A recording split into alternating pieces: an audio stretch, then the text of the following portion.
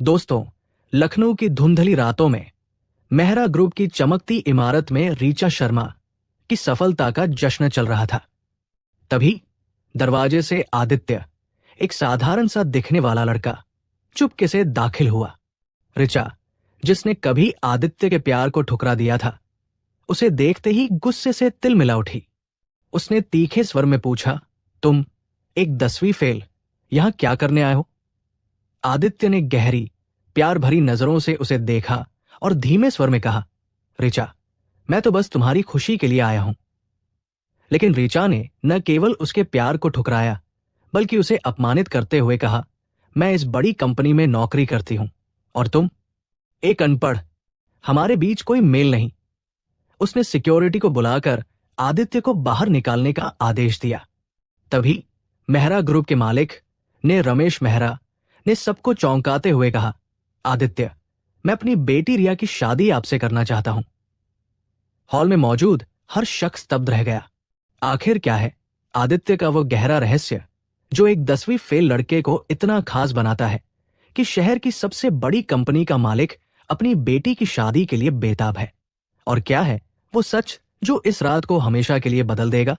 दोस्तों, इस कहानी की पूरी सच्चाई को जानने के लिए वीडियो के आखिर तक जरूर देखें और कहानी में आगे बढ़ने से पहले मेरे वीडियो पर एक लाइक एवं चैनल को सब्सक्राइब कर दें ताकि मेरा हौसला बढ़ता रहे। दोस्तों, लखनऊ के एक साधारण स्कूल में, जहां बच्चे अपनी किताबों और सपनों के साथ दिन बिताते थे, वहां आदित्य पढ़ा करता था, जो एक मध्यम वर्गीय परिवार से था। उसके पिता रामलाल एक छोटी सी किराने की दुकान चलाते थे और मां सरोज घर संभालती थी। आदित्य का जीवन सादगी से भरा था, लेकिन उसके सपने बड़े थे। वो इंजीनियर बनना चाहता था और उसकी आंखों में भविष्य की चमक साफ दिखती थी। वो स्कूल में होशियार था, गणित और विज्ञान में अव्वल। उसी स्कूल में ऋचा पढ़ती थी। वो एक ऐसी लड़की थी जिसके चेहरे पर हमेशा एक मुस्कान रहती थी। उसका परिवार भी मध्यम वर्गीय था। उसके पिता हरिशंकर एक छोटा मोटा बिजनेस चलाते थे और मां शांति एक गृहिणी थी। ऋचा के सपने ऊंचे थे। वो डॉक्टर बनना चाहती थी और अपनी मां को एक बेहतर जिंदगी देना चाहती थी। आदित्य और ऋचा की दोस्ती स्कूल के गलियारों में पनपी। साथ में पढ़ाई करना, होमवर्क में मदद करना और स्कूल के खेल के मैदान में हंसी मजाक करना, यह सब उनकी दोस्ती को गहरा कर गया। 9वीं कक्षा में दोनों का रिश्ता दोस्ती से आगे बढ़ा। आदित्य को ऋचा की सादगी और उसकी मेहनत पसंद थी और ऋचा को आदित्य की ईमानदारी और उसका हंसमुख स्वभाव। 10वीं कक्षा तक पहुंचते पहुंचते आदित्य का दिल ऋचा के लिए धड़कने लगा था। वो उसकी हर छोटी बड़ी बात पर ध्यान देता, उसकी हंसी में अपनी खुशी ढूंढता। ऋचा भी उसकी भावनाओं को समझने लगी थी और दोनों के बीच एक अनकहा सा प्यार पनपने लगा। एक दिन स्कूल के पीछे वाले बगीचे में आदित्य ने ऋचा से अपने दिल की बात कही, ऋचा, मैं तुमसे बहुत प्यार करता हूं। तुम्हारे सपने मेरे सपने हैं। मैं चाहता हूं कि तुम डॉक्टर बनो और मैं तुम्हारे साथ हमेशा रहूं। ऋचा ने शर्माते हुए मुस्कुराया और कहा, आदित्य, मैं भी तुम्हें बहुत पसंद करती हूं, लेकिन पहले हमें अपने सपने पूरे करने हैं। लेकिन जिंदगी ने ऋचा के लिए एक कठिन मोड़ ला दिया। 10वीं कक्षा पूरी होने से ठीक पहले उसके पिता की एक सड़क दुर्घटना में मृत्यु हो गई। हरिशंकर का बिजनेस पहले से ही घाटे में था और उनके बिजनेस पार्टनरों ने उनके परिवार पर भारी कर्ज का बोझ डाल दिया। ऋचा का घर बिक गया और उनका परिवार एक छोटे से किराए के मकान में रहने लगा। ऋचा की मां शांति अब अकेली थी। उन्होंने ऋचा से पढ़ाई छोड़ने को कहा, बेटी, मैं दूसरों के घरों में काम करके हमारा पेट तो पाल लूंगी, लेकिन तुम्हारी पढ़ाई का खर्च नहीं उठा सकती। ऋचा का दिल टूट गया।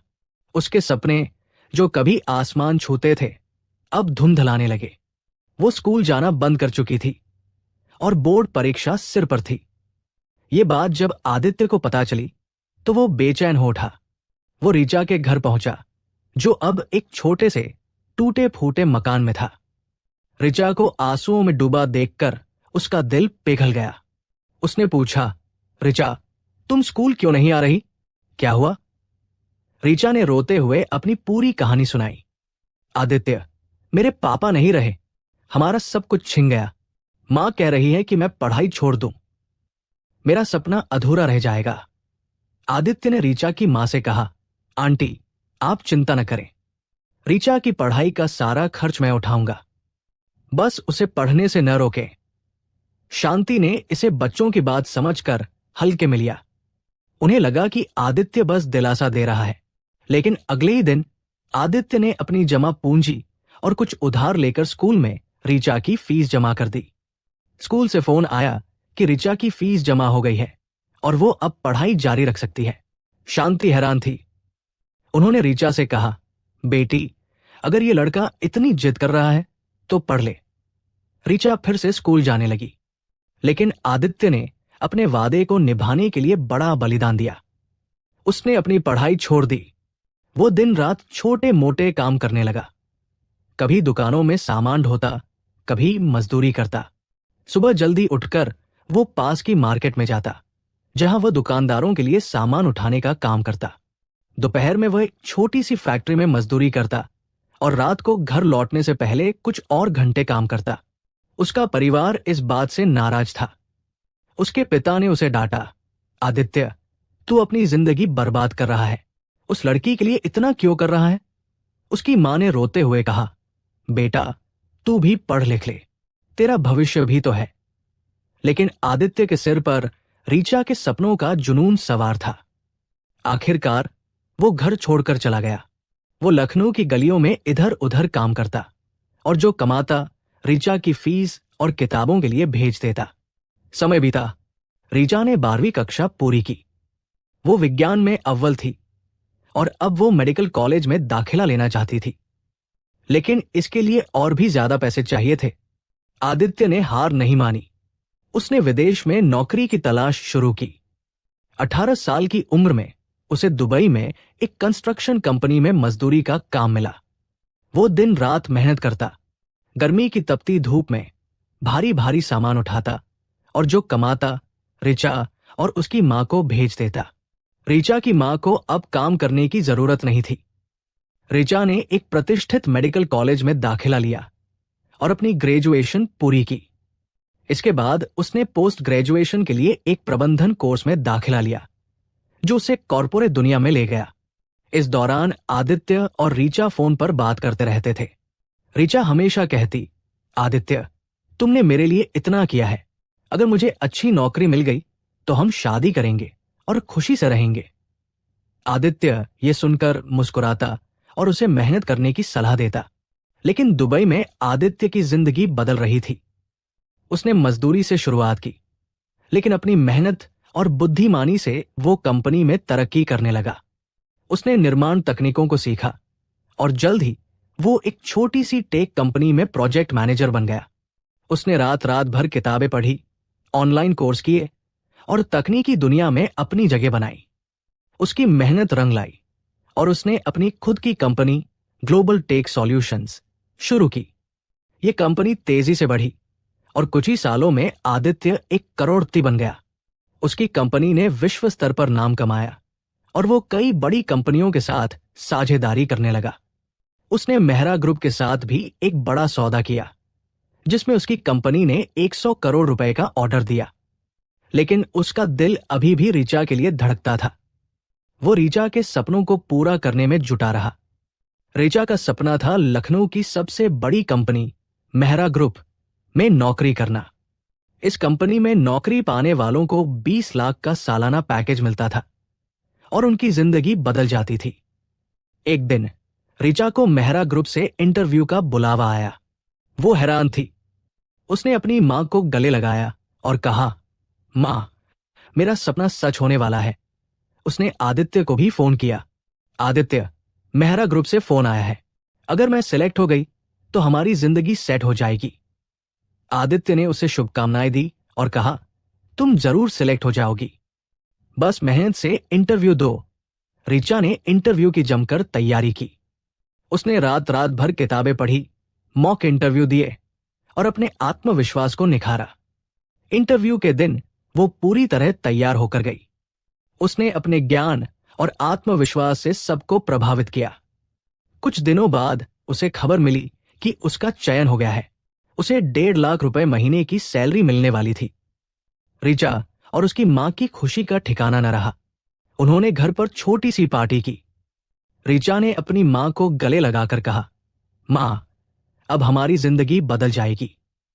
लेकिन इस सफलता ने ऋचा के मन में एक नया भाव जागृत किया, घमंड।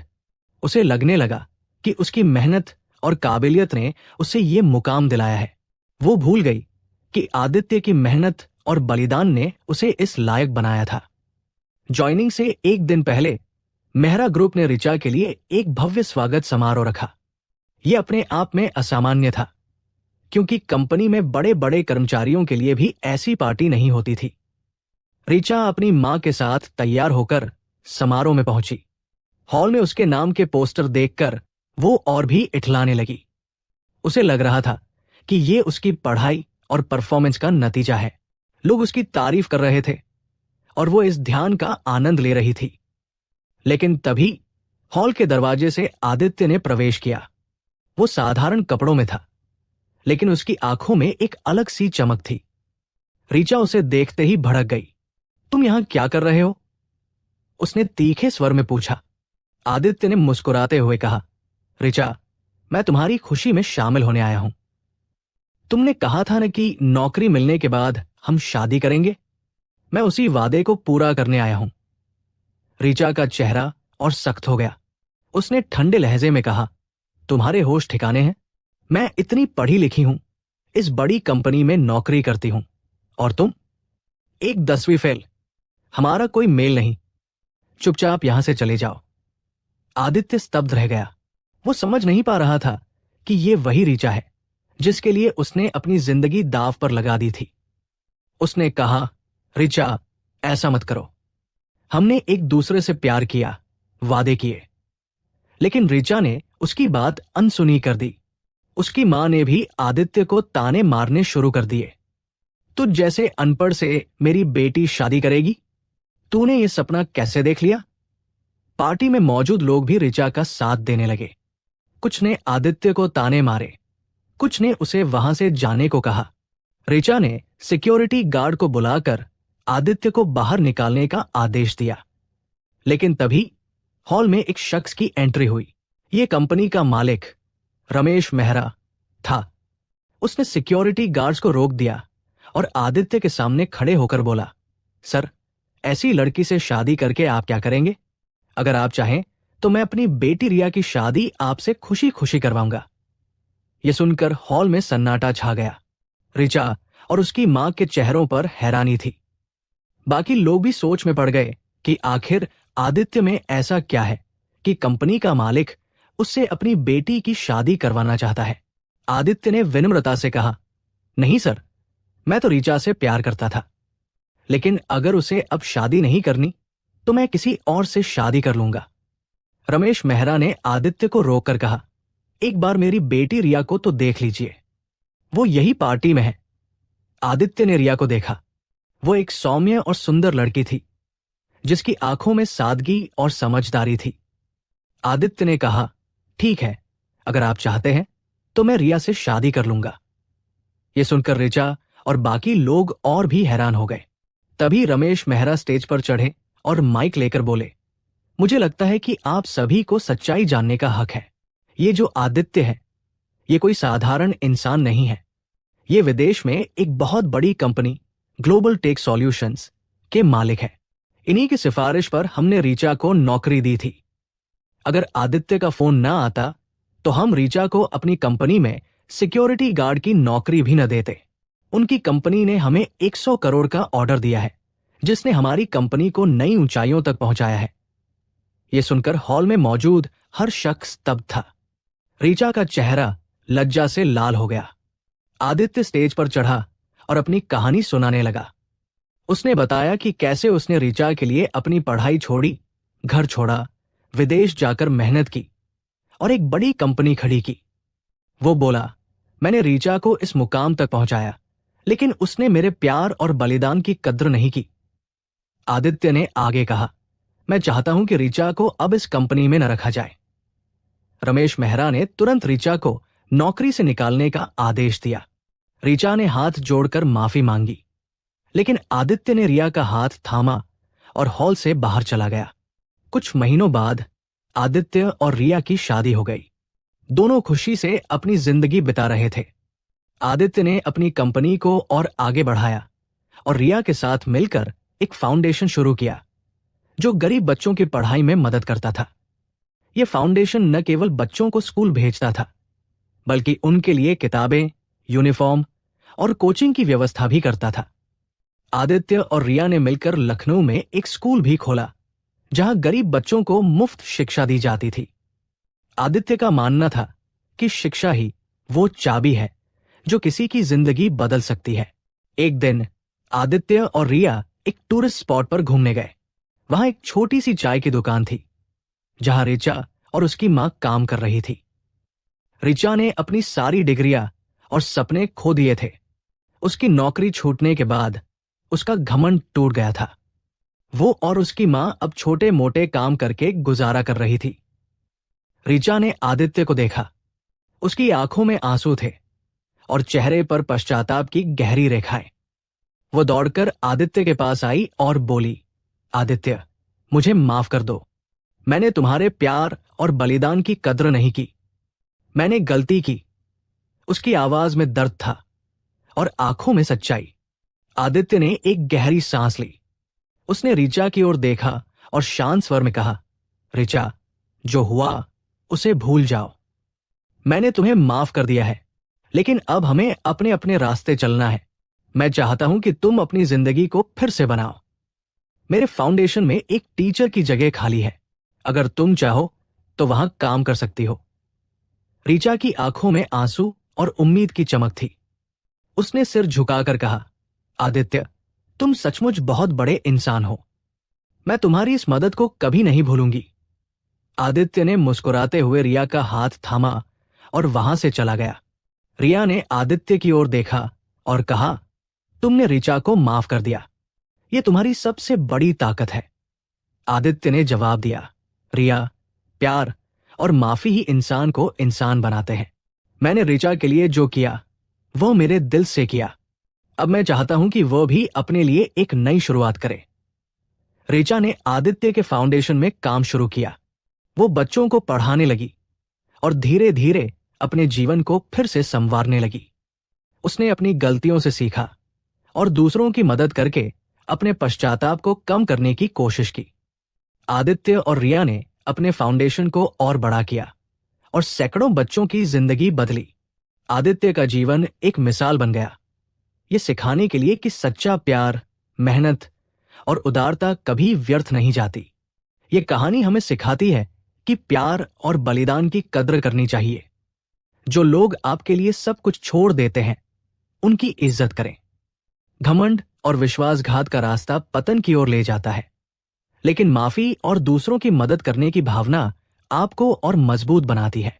आदित्य ने न केवल अपने सपनों को पूरा किया, बल्कि दूसरों के लिए भी प्रेरणा बना। उसका जीवन हमें दिखाता है कि सच्चाई, मेहनत और उदारता ही वो रास्ता है जो आपको सच्ची खुशी और सम्मान दिलाता है। तो दोस्तों, ये कहानी आपको कैसी लगी हमें जरूर बताएं। और आदित्य ने ऋचा को माफ करके ठीक किया या उसे माफ नहीं करना चाहिए था, ये बात आप मुझे कमेंट के माध्यम से जरूर बताएं। और जाते जाते मेरे वीडियो पर एक प्यारा सा लाइक एवं चैनल को सब्सक्राइब कर दें, ताकि ऐसा ही प्रेरणादायक कहानी आपके लिए लाता रहूं। फिर मिलते हैं अगली वीडियो में नई कहानी के साथ। जय हिंद, जय भारत।